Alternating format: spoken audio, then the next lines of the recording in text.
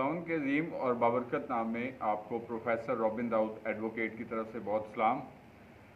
आज मैं आपके सामने VN insight with Robin Dawood के एक नए एपिसोड के साथ हाजिर खिदमत हूँ। और जैसा कि आपको प्रोग्राम के स्टार्ट पे हर दफ़ा बताया भी जाता है कि VN insight with Robin Dawood Isaac television Rawalpindi Islamabad centre की प्राउड प्रेजेंटेशन है, जिसमें हमारा मकसद होता है ख़ास तौर पर हमारे जो नौजवान हैं, हमारे जो यंग प्रोफेशनल्स हैं, या तमाम वो लोग जिनका ताल्लुक़ लाइफ के किसी भी फील्ड से है, किसी भी प्रोफेशन से है, या किसी भी स्ट्रीम ऑफ लाइफ से है, तो ये प्रोग्राम उनके लिए ख़ास तौर पर एक अहमियत रखता है। और इसके साथ साथ इस प्रोग्राम में, जैसा कि आप जानते हैं, जो लोग हमारे रेगुलर व्यूअर्स हैं, हमारे व्यूअर्स हमारे लिए हमेशा की तरह इंतहाई अहम होते हैं, बिकॉज के आप लोग ना सिर्फ इस प्रोग्राम को देखते हैं बल्कि पसंद करते हैं, अपना फीडबैक देते हैं, जो कि यकीनी तौर पर हमारे लिए बाइस हौसला अफजाई होता है। और जब मैं हमारे कहता हूँ तो हमारे से मुराद महज मतलब कुछ लोग ऐसे होते हैं जो आपको स्क्रीन पर नज़र आते हैं और कुछ लोग आपको बिहाइंड द स्क्रीन नज़र आते हैं। तो ये सारा एक टीम वर्क होता है, और इस सारी बात के लिए हम खुदावंद के शुक्रगुज़ार हैं कि हमारी ये टीम जो है उसके ज़रिए से ये प्रोग्राम आप तक पहुँचता है और आप इसके वसीले से सीखते हैं। और जैसा कि सीखने का अमल जो होता है वो हमारी ज़िंदगियों में जारी व सारी रहता है, और इंसान जो है जितने दिन भी दुनिया में जीता है तो इस लर्निंग जो होती है ये बेसिकली हमारी लाइफ में एक इम्पॉर्टेंट एस्पेक्ट रखती है, एक इम्पॉर्टेंट रोल प्ले करती है बेसिकली तौर पर। तो आप जैसा कि जानते हैं कि ये प्रोग्राम बेसिकली तौर पर आपके इसमें हम आपके साथ जो है वो समाजी और तालीमी आगाही जो है वो शेयर करते हैं, यानी कि सोशल और एजुकेशनल अवेयरनेस। और खुदावंद के शुक्रगुज़ार हैं कि जबकि ये प्रोग्राम गुज़िश्ता एक तवील अरसे से आपके साथ शेयर किया जा रहा है, और being the host of this programme मेरा दिल खुदा की शुक्रगुज़ारी से भरपूर है जब खुदा में ऐसे मौके फ़राहम करता है कि हम अपनी सलाहियतों के ज़रिए से, अपने नॉलेज के ज़रिए से, अपने तजर्बात के ज़रिए से जो है बहुत सारी ज़िंदगियों के लिए सीखने का वसीला बनते हैं। और इस बात का हम सारा जलाल जो है वो खुदा को देते हैं कि उसने हमें सलाहियतें अता कर रखी हैं। जैसा कि हम अपने इस प्रोग्राम के ज़रिए से आपको ना सिर्फ डिफरेंट थाट्स शेयर करते हैं और इसके साथ साथ educational thoughts, social thoughts, intellectual thoughts और मोटिवेशनल थाट्स और मुख्तलिफ़ चीज़ें जो हैं आपके साथ शेयर की जाती हैं। और समटाइम्स हम आपके साथ जो है डिफरेंट जो रिनाउंड राइटर्स होते हैं, स्पीकर्स होते हैं, जो वर्ल्ड वाइड एक रिकग्निशन रखते हैं, हम उनकी डिफरेंट बुक्स भी आपके साथ इंट्रोड्यूस करवाते हैं। और हमेशा से जिस तरह मैं कहता हूँ आपसे कि बुक रीडिंग करना जो होता है, और इसके साथ साथ ये हमारी लाइफ में जो है वो हमारे माइंड को जो है वो शार्प करता है। हमें मुख्तलिफ़ तजर्बात में से और मुख्तलिफ़ लोगों के तजर्बात को सुनने और पढ़ने से भी हम लोग जो है वो सीखते रहते हैं और इसी तरह आगे बढ़ते रहते हैं, ग्रोथ हासिल करते हैं। तो आज मैं आपके साथ किसी राइटर की बुक तो इंट्रोड्यूस नहीं कराऊंगा, बट जनरली तौर पर मैं आपके साथ जो जर्नल थाट्स हैं वो आपके साथ शेयर करूंगा। और जर्नल थाट का टॉपिक है बेसिकली तौर पर elements which lead to dissatisfaction in our life. आज हम सीखेंगे कि हमारी ज़िंदगियों में कौन से ऐसे एलिमेंट्स होते हैं, कौन से ऐसे अनासर होते हैं जो कि अदम इत्मीनान का बाइस बनते हैं, डिससेटिस्फैक्शन का बाइस बनते हैं। और ये एक बड़ा मैं समझता हूँ कि एक डायलेमा है। मैं समझता हूँ कि मैं जबकि अपने गुज़िश्ता एपिसोड्स में भी इस बात के ऊपर एम्फसाइज़ करता हूँ, ज़ोर दिया है मैंने कि हम एक ऐसे माशरे में रहते हैं जहाँ पर हमें मनफियत का, मायूसियों का जो है वो एक अंबार और रुझान जो है वो नज़र आता है। और ये एक बड़ा चैलेंज होता है हमारे लिए, ख़ास तौर पर ऐसे लोगों के लिए भी एक बड़ा चैलेंज होता है जब वो लोग जो है वो लाइफ में कुछ करना चाहते हैं, ग्रोथ करना चाहते हैं, आगे बढ़ना चाहते हैं, लेकिन उनकी सराउंडिंग्स में आपको इतनी मनफियत नज़र आ जाती है कि आपको डिस्करेजिंग एलिमेंट्स ऐसे नज़र आ जाते हैं कि वो कुछ करने के बावजूद भी, अपनी इस ख्वाहिश के बावजूद भी कि वो लाइफ में कुछ करें, लेकिन वो सिर्फ इस वजह से नहीं कर पाते बिकॉज कि उनको इन मनफियत के उन रुझानों का जो है वो शिद्दत से सामना करना पड़ता है, और ये बड़ा एक चैलेंज बन जाता है।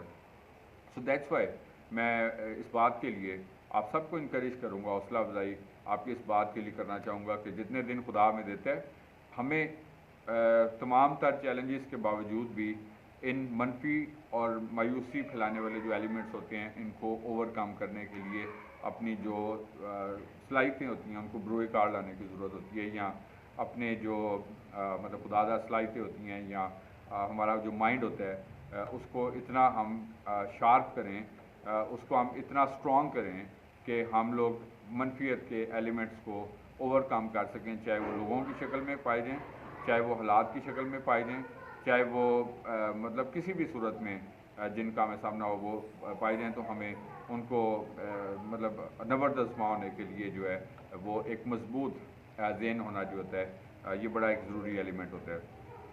तो आपको डिससेटिस्फैक्शन की भी हम बात कर रहे थे कि सेटिस्फैक्शन का बिल्कुल एक ऑपोजिट है डिससेटिस्फैक्शन, और आपको अपनी मेजॉरिटी, आपको अपनी सराउंडिंग में ऐसे लोग नज़र आते हैं कि जो अपनी लाइफ से खुश नज़र नहीं आएंगे आपको।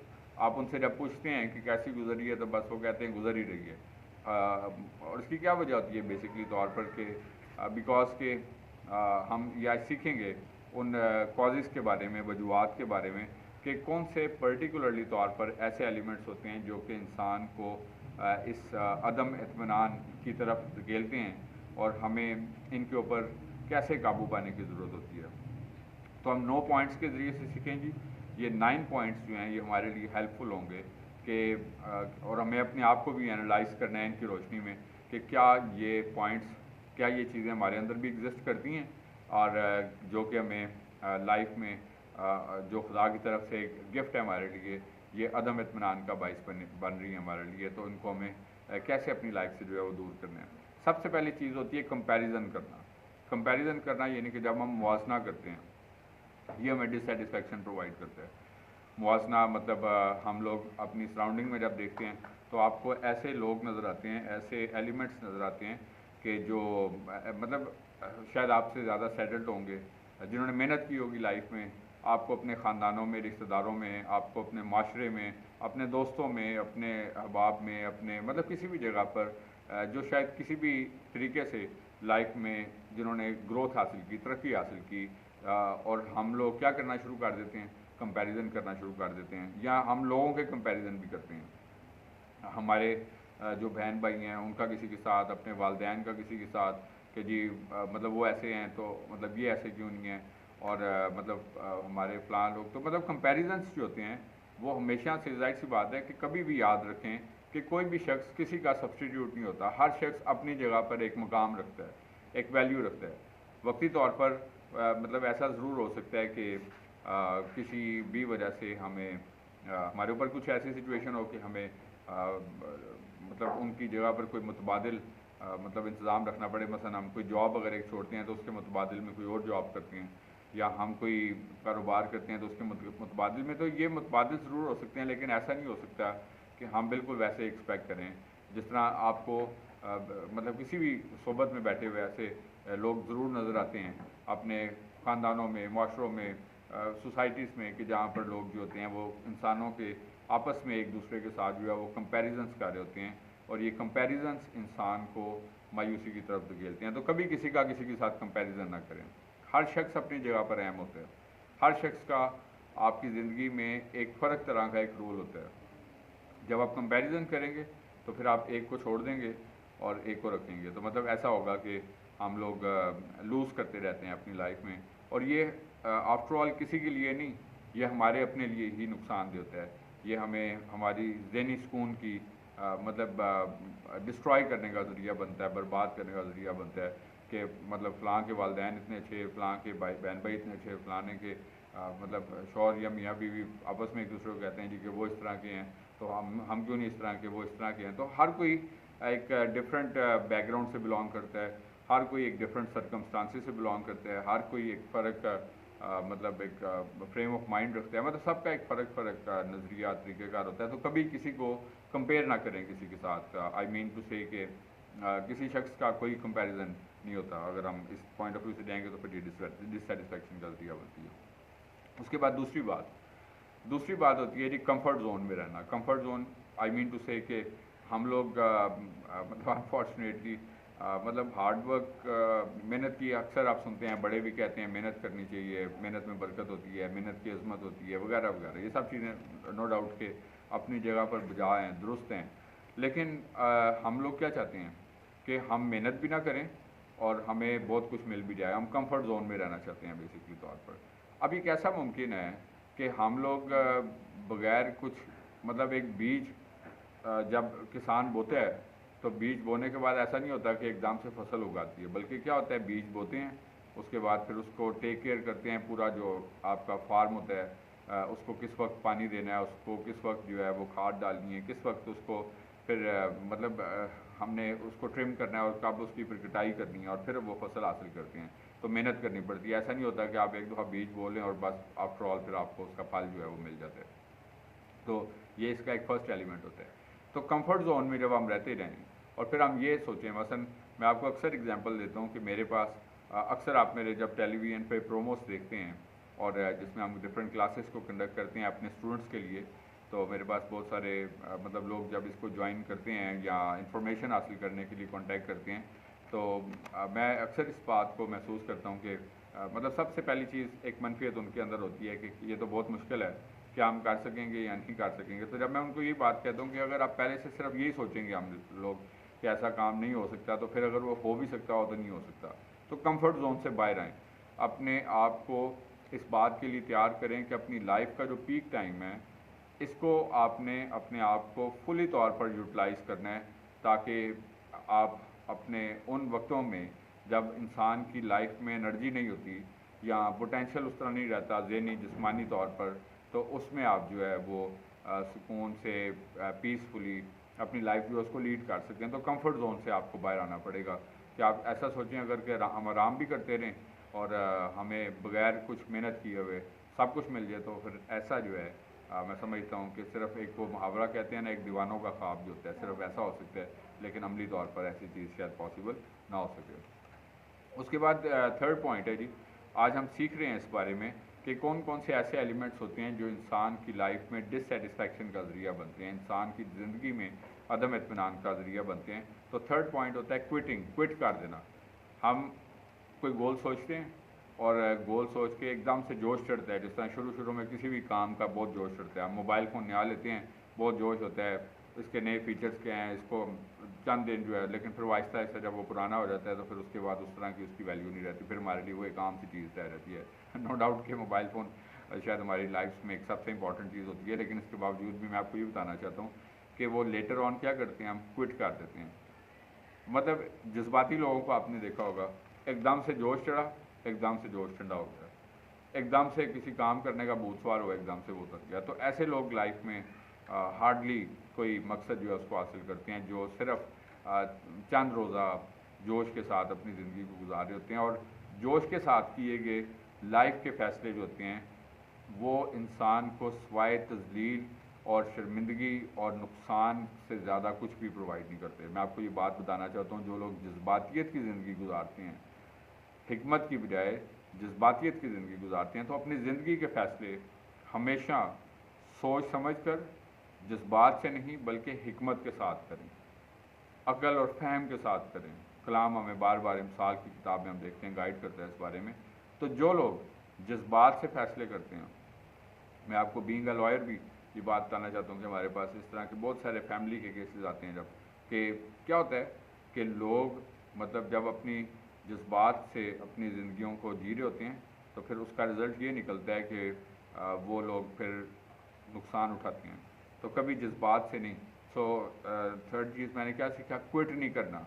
जब एक काम सोचें कि ये काम हमने करना है, तो वो काम करना है। मतलब ऐसा नहीं होना कि एकदम से जोश चढ़ा और एकदम से ठंडा हो जाए। जब तक आप अपना मकसद हासिल ना कर लें तब तक आपने बैठना नहीं है, तब तक सुकून से नहीं बैठना। बिकॉज ये होता है लाइफ की वो प्यास, मकसद को हासिल करने की प्यास, जब तक आप अपने अंदर पैदा नहीं करेंगे तब तक आप उस मकसद को हासिल नहीं कर सकेंगे।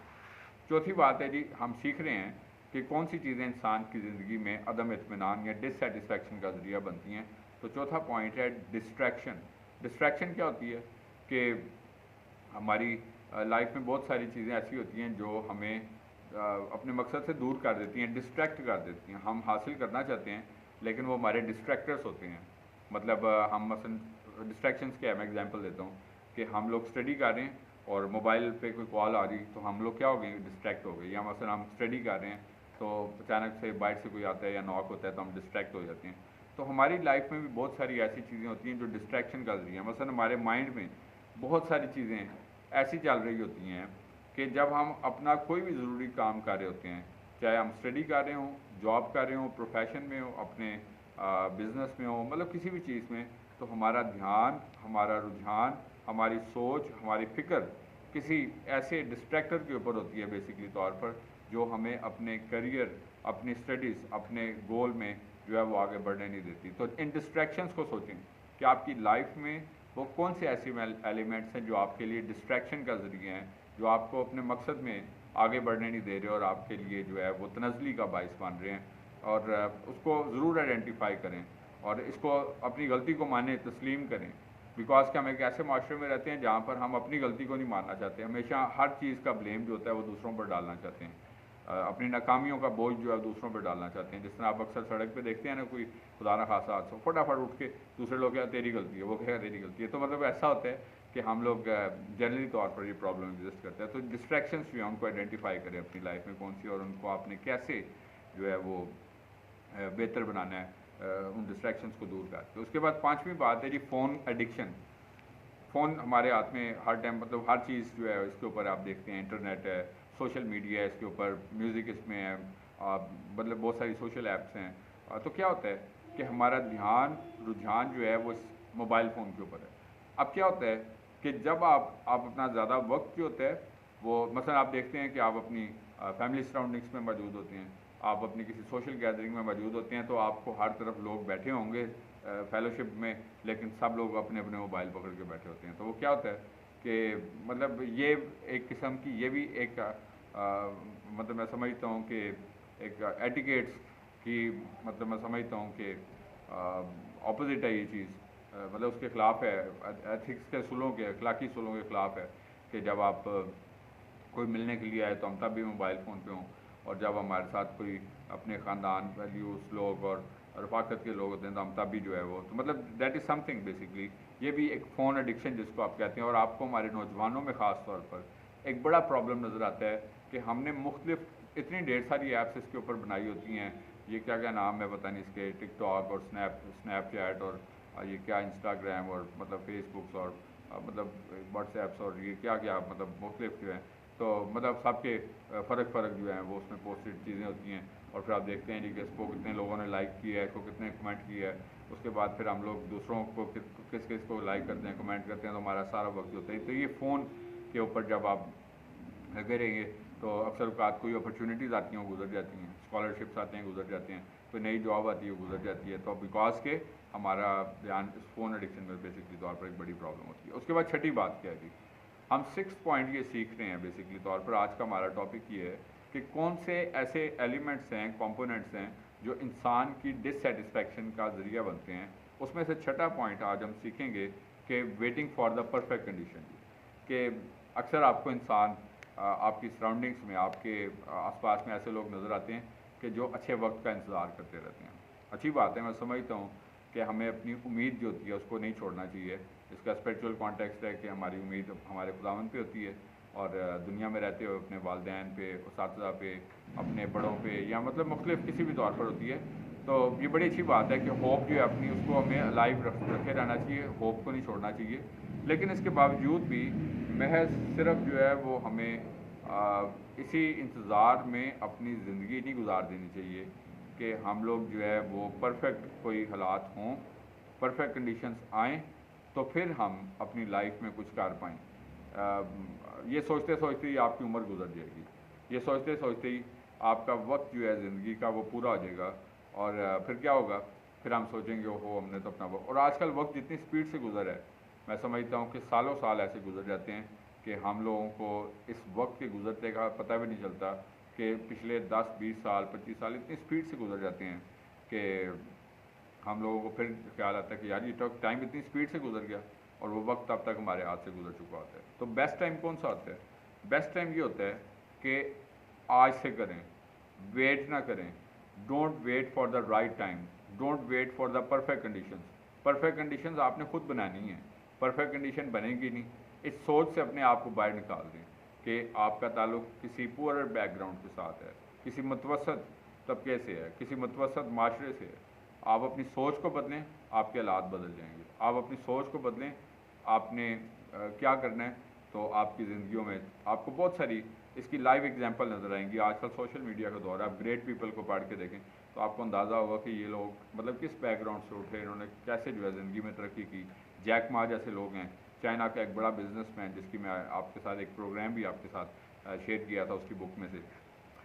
तो वो क्या कहता है जी, वो कहता है कि मैंने 23 टाइम्स जो है डिफरेंट जॉब्स जो हैं उनके ऊपर अप्लाई किया, और छोटी कंपनियों में भी, बड़ी कंपनियों में भी, लेकिन 23 की 23 दफ़ा मुझे जॉब नहीं मिली। तो उसका मुझे फ़ायदा क्या हुआ कि मैंने सोचा कि मैं अपने तौर पर क्या कर सकता हूँ। तो मैंने एक छोटी सी एक स्किल से, इन्वेस्टमेंट से अपना काम शुरू किया, और आज दुनिया का एक बड़ा बिजनेसमैन है। आपको ये द्रास और अमेज़ॉन जैसे मतलब जो चाइना के एक बड़े सेटअप्स हैं, आपको मतलब उसका ऑनर जो है वो मतलब he is the one basically तौर पे। तो कभी भी परफेक्ट कंडीशन को वेट करते करते अपनी उम्र जो है उसको ज़ाया ना करें।